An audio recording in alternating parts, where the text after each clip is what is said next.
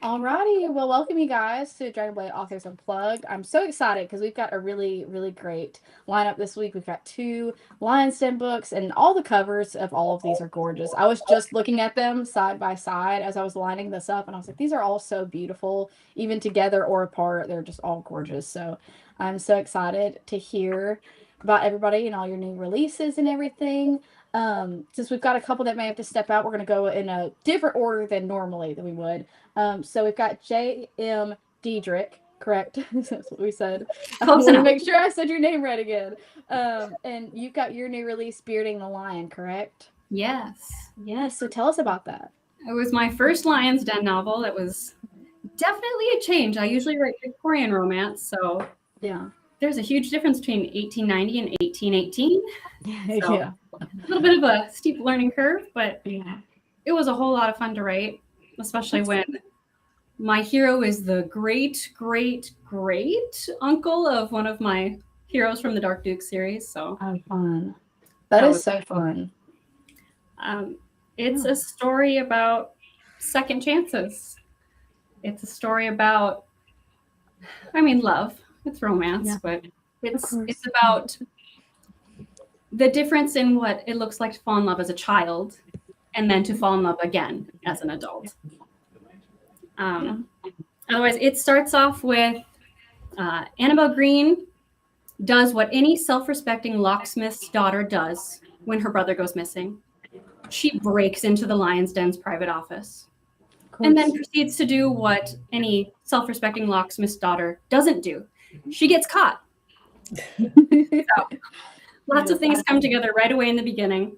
And it's through the Lion's Den and Mrs. Bessie Dove Lion setting everything up that Anna then is coerced into marriage to a man she doesn't know. So she doesn't tell him or doesn't tell her. And then the next scene cuts over and it's him, only to realize when they do meet, we know each other. Yeah. It's been 6 years and there's some bad blood between them now. Oh no. So I don't want to give too much away, but yeah, no spoilers. for anybody who hasn't read me or hasn't read me in a while, I love to write a deep game. So whether it's as simple as a joke within a joke within a joke. So if you get the first level joke, great. If you get the second, ooh, we're getting closer. If you get the third, you've now gone into my headspace. It's a little scary, but it's good to know I'm not the only one. Or I like to do like big themes in my book, and whether anybody else gets the theme, I know that it's there. So for Bearding the Lion, I never use the word fate. But if any readers know anything about literature or Greek myth, you start to see these little threads get plucked here and there and tied together. That's so fun. And the fun at the end, especially for me, is when you realize maybe fate had a little help. So I love that. I'm a huge, huge fan of second chances. I feel like everybody deserves a second chance for the most part. And I always, if I am looking through like Kindle Unlimited trying to find something and I see in the trope section that it says second chance, more than likely I'm going to pick it up immediately because I'm a sucker for it. It's every single time. It's fun to write as an author, but also as a reader, it's so fun to read and figuring out what went wrong that first time around, why it didn't work that first time, and how's the second time going to end up. And oh, it's just so good. And that with it being like arranged marriage and all, it's like all the best things getting squished into one. It's so good. And I love like the jokes into a joke into a joke, and especially if there's little tie-ins and all to something. It's always so fun to read because you kind of feel like you are in like an author's head of what they were thinking when they were writing. I love that so much. But yeah, it sounds really good. I'm excited for it and everything. Okay, and then we have Anna St. Clair. You've got your next release of Dared by Lions. We have two Lions Den back to back. So tell us about your Lions Den book. And by the way, JM, I got one of your books. It just popped in today. So I have yours as well. I'm just waiting for it. It popped in today, so I'm kind of excited to read it because I like second chance romances a lot. Yeah. And yours sounds like a very unique application of it. So I'm looking forward to it. Thank you. Hi. First of all, let me apologize if you hear a dog bark or two. I've got my dogs, they snooze under my desk. And so, and my husband has chosen this time to work in the garage, which is right beneath my office. So they're reacting to the noise that he's making, which is considerable. So I'm sorry. That's all right. Yeah. We're casual here. It's okay. We understand. Well, my book is Dared by a Lion. It's one of the Lion's Den series. And first of all, I want to say that my Lion's Den series books, I think there's 4 now, maybe. I think there's 4. They are all connected. Not only are they connected in the Dragonblade world, but they're connected in my Dragonblade world, the world of characters that I use in my Dragonblade books. So you can pick up one and you'll see characters that you'll recognize from another, but they're always a standalone. So all of my books can be read standalone or in order. So I just wanted to say that. But this was rather a unique undertaking this time in more ways than one. I went for some different tropes. So I went for the American heiress trope. I've got that in there. There's a huge bunch of forced proximity. There's a lot of there's the doppelganger, and I've had people ask me what that means. It means that there's somebody else that you have a look-alike. So that's another trope, and that's the one that that's the hard one to take on, because you get so confused sometimes when you're trying to manage these 2 characters that are in supposed to be in their own skin, but they're in someone else's place, kind of thing. There's a house party, there's Caught in a Storm, and Marriage by Convenience. So all of this kind of blended together, and the story starts off with these 2 cousins that come over from America. They want to enjoy the season in England. They've never had a London season, so they talk their parents into letting them come over on the boat, and they just honestly got away with coming over with just their maids. So their maids were their chaperones, and their parents are like a week behind them. That's how how close the trip was. But as they get over here, one's an American heiress, and the other one is a daughter of a doctor in Connecticut. So they're very tight with the cousins. They're very tight, and so they get together, and the heiress wants to do all the stuff. She wants to shop. She wants to eat out. She wants to, explore all the sites in London. So they start doing all this, and she runs into this Italian painter who she gets to paint their portraits. And when he paints their portraits, he does such a good job of buttering her up that he asks her to marry him, because he finds out that she is an heiress, and she thinks that she's head over heels in love with him. So she has agreed to elope with him before her parents even get to England. And what she's done is she's got to, her mother has talked Mrs. Dove Lyons, who was a very close friend to hers. She's known her since she was a small child in London, and she's told her that her daughter's coming to England, and Mrs. Dove Lyon is wanting to have the twins or the cousins at her party. And it's a house party. So, of course,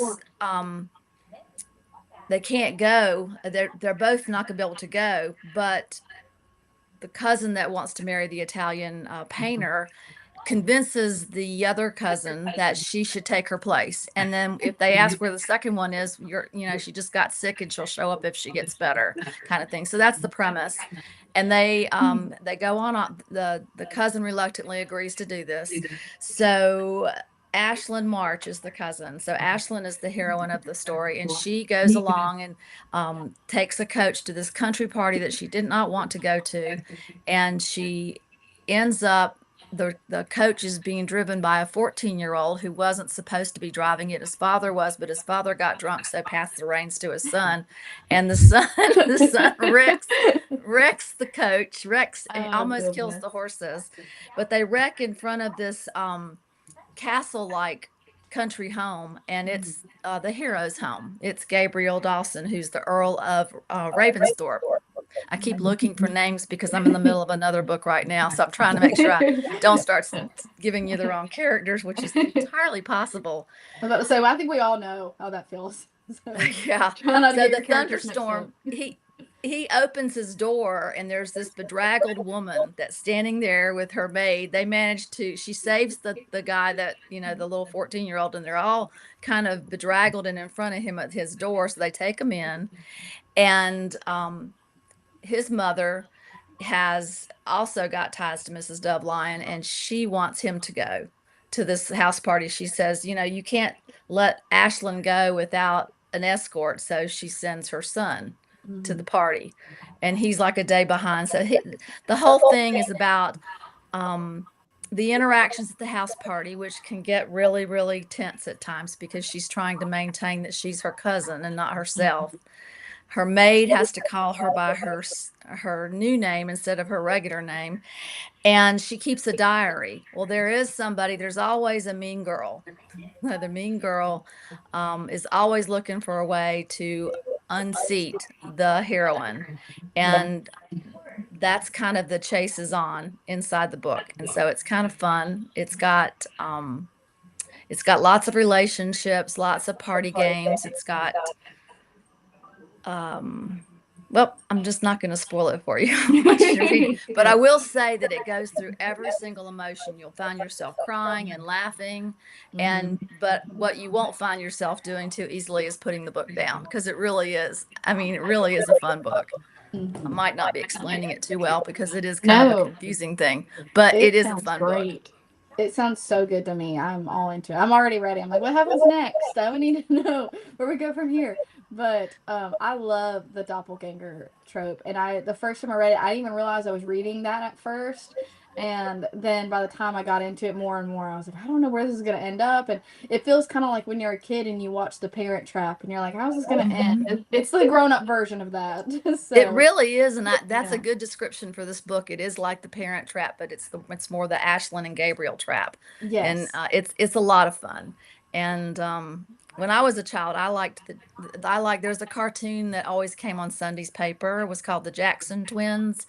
Do y'all remember that? Anyone? No, it's been gone for a while.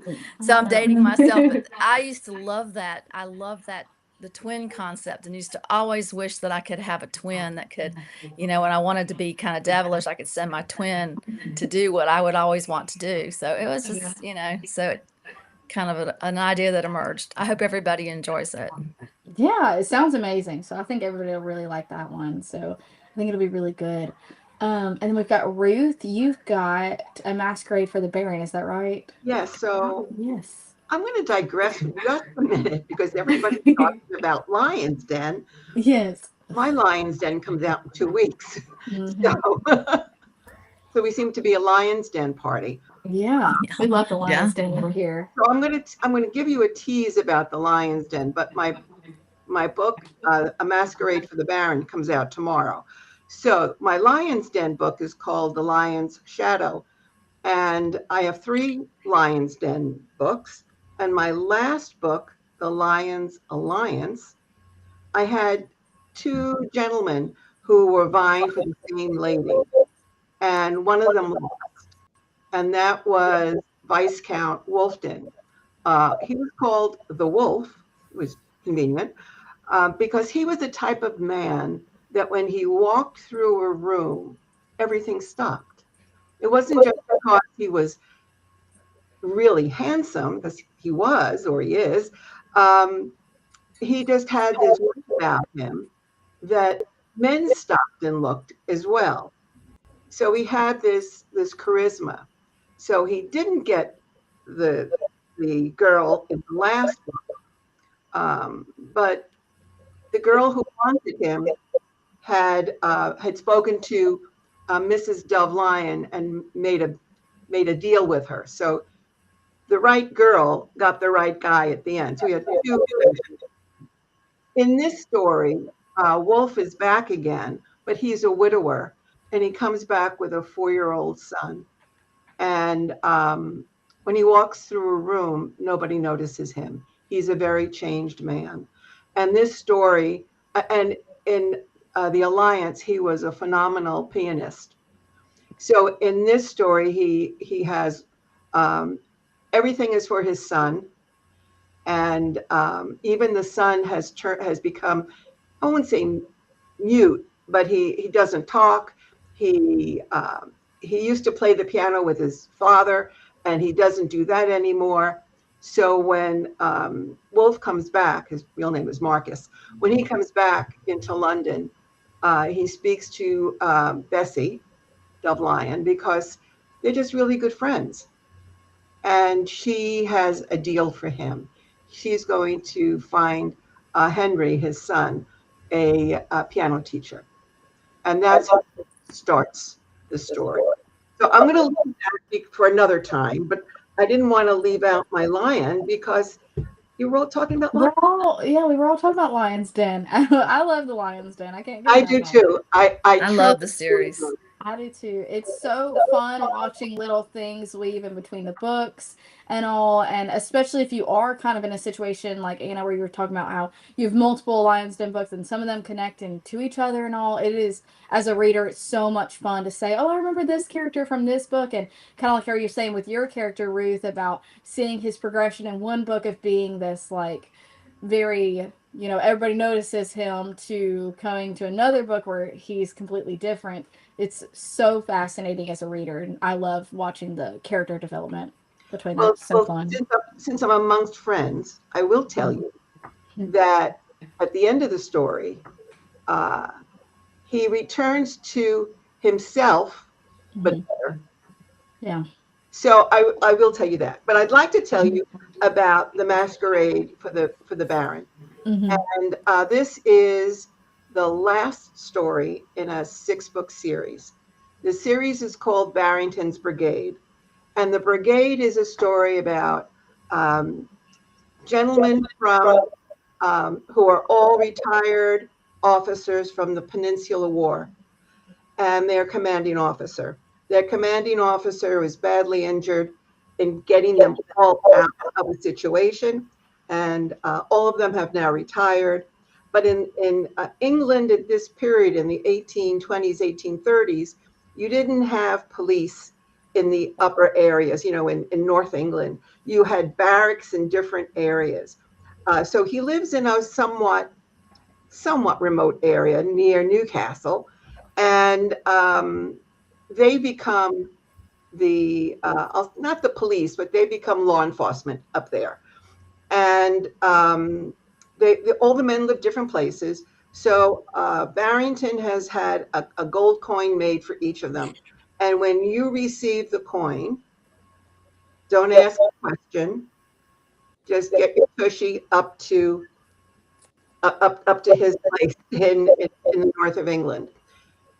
So we've gone through 5 stories. So what's happened is there is a crime syndicate within the England that is trying to take down the government, and their job has been to get to the bottom of the syndicate and obliterate them, get rid of them, whatever.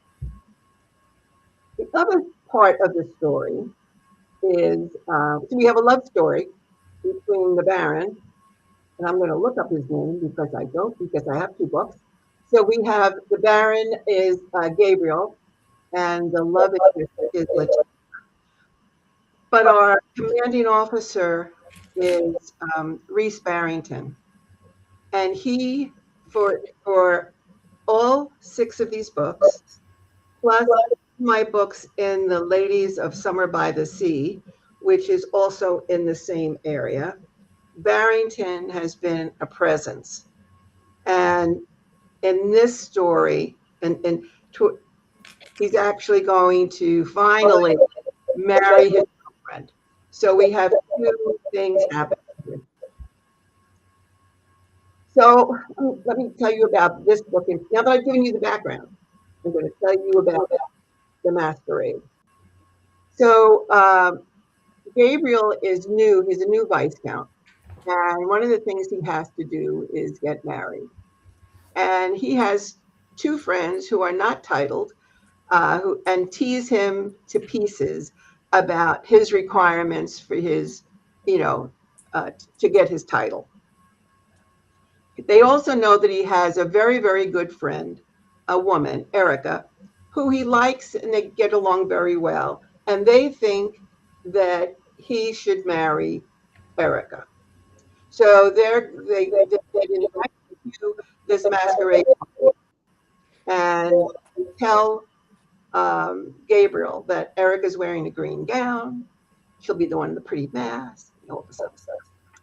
Behind the scenes, Erica has a friend, Letitia, and they're getting ready for the event. The lady's maid spills wine over Letitia's gown. So Erica gives Letitia her green gown to wear because she has another gown that she likes better. So in the middle of Gabriel thinks he's dancing with Erica, but it's Letitia, and he proposes to her in front of everybody. And Letitia knows who he is because she had danced with him a week before at another event, no masks, and she said yes. So That sounds so good. Is what happens now.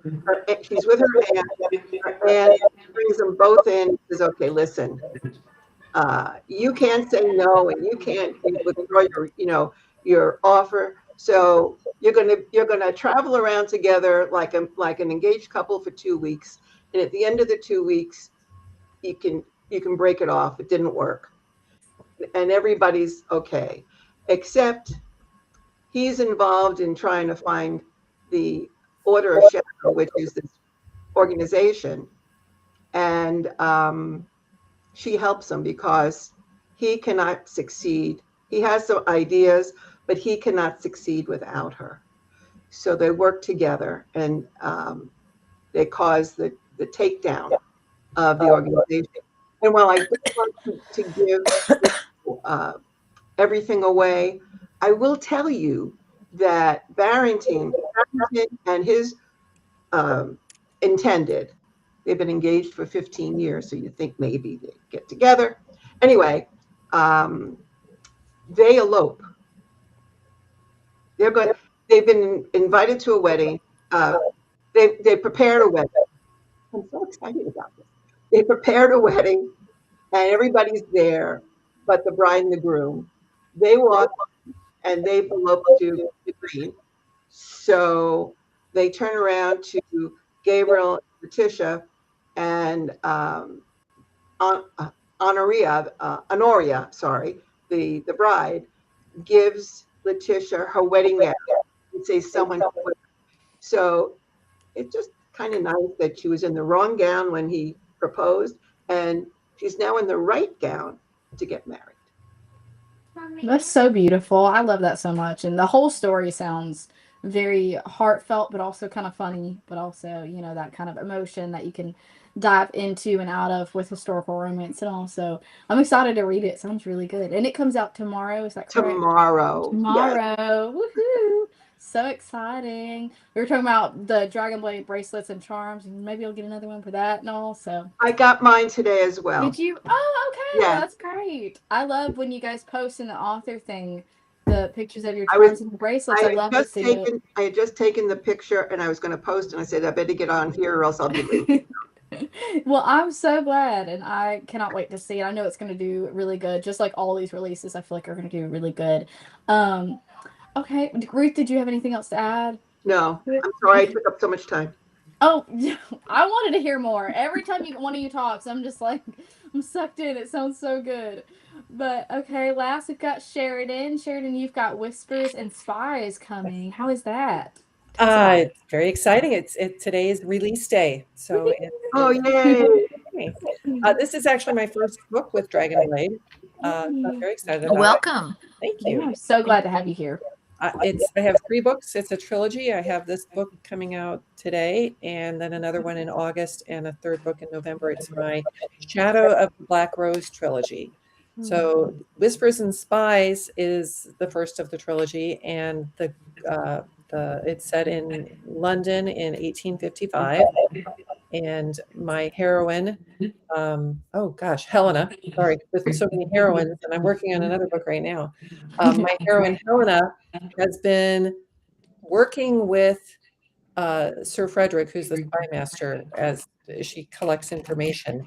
And he comes to her with a proposal to partner with James, who's a soldier recently back from the Crimean. He needs a couple to infiltrate the Black Rose Society.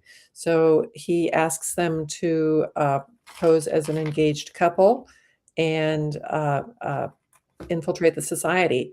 But Helena has some complications. There's a gentleman that she's been seeing who she believes is on the verge of proposing, and so she has to decide how to handle that.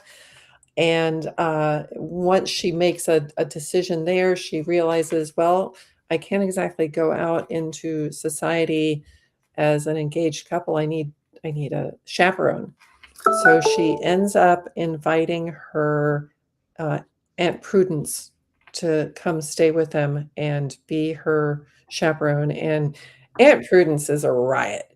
She is a character. Her husband had also been involved in, I'm sorry, my computer's making noises. Her husband had also been involved in espionage, also had worked with Sir Frederick. So she's kind of on the in. She kind of knows what's going on. And she becomes the perfect foil for them to both help promote this false engagement, but also give them those moments when they need to hide their true motives as they try to gather this information. She helps with disguises. She helps with distractions. She's quite the character. And Helena's younger sister is there as well. She's my kind of ingenue. She knows a little bit about what's going on, but not to the extent that the other people in the family know. So yes, I have them trying to bring down the Black Rose. They have a reason to be together. It's not this thing that they're forced together by society. They're choosing this, and it's only going to be temporary and will end. And as they're together, despite their goal of bringing down the Black Rose, they do start becoming attracted to each other, and they both have their reasons for not wanting any sort of a relationship. After Helena has seen what her father went through when her mother died, she's a little wary of ever being in love and ever trusting and giving her heart to somebody that could just suddenly be gone. And so she has to recover from that as well before she is able to move forward into any sort of a relationship. But yes, it's quite the romp through London, tracking down the Black Rose and infiltrating the group and discovering an assassination plot and trying to save the person who's going to be assassinated. So yeah, it's quite the exciting story. Sounds like it. Yeah, I was about to say, it sounds very exciting. I love it. Thank you very much. I do have 2 more books coming out in August. Is The Spy in Disguise, and those characters are also in Whispers and Spies, Adrian and Charlotte. And then the last book comes out in November, and we get to figure out all the secrets. All the secrets are revealed. So, but each book does have its own complete romance, its own arc. Well, yay! I love it so much. I don't know if you guys have ever watched the movie Allied, but the beginning of it sounds like that movie, and it's my husband, one of our favorite movies ever. But it's between 2 spies, and they are on a mission. They pretend like they're married, and they fall in love and all. It was really good, but one of my favorite movies ever. So the more you were talking, the more I was like, sounds like you wrote this just for me. So Yay! you wrote it. I'm writing it down. You guys just happen to also be able to read it, but she really wrote it for me. So we'll let you guys check it out too. But yeah, all these releases this week sound so good. And, when Evelyn told me I was going to do the takeover or the Unplugged this week, I was so excited because I was looking at our lineup and I was like, these are all such great authors, and all the stories that I had seen the blurbs and the covers for sounded so good. So I was really excited to hear everybody's own personal view of what this book is about and everything. So excited. But I know a couple of y'all had to go, so Does anybody else have anything else they wanted to add to it, or? I would just add that Dar did a great job on my cover. I Yes. think she hit it right out of the park. I love this cover. She It's is actually really good. exactly like I sent to her. It's exactly this. The hero looks precisely like I imagined him. Oh, I love that. I could never in my life ever, ever, ever make a cover the way that these cover artists can. They're absolutely gorgeous. If you said, Julian, I need you to make a cover, it'd be two little stick people and a little circle sun with some sun rays, and maybe I have my daughter colored in. It would That probably could look be better the than new if I did. style. That could be a trend. If you start seeing covers with stick figures, you're like, oh, Juliana picked up a side hobby. Okay, so picked up a little something extra. But well, alrighty. Well, thank you guys so much for all joining in and everything. I'm so glad I got to hear everybody's story, and also get to see everyone face to face. It's my first time doing an Unplugged, so so much fun, and yeah, it was great seeing everyone. Thank you, Juliana. Thank Yes, you very much. absolutely. Yeah, Wonderful. thank y'all. And so I'm Bye. gonna It's go good to ahead see and you. end it.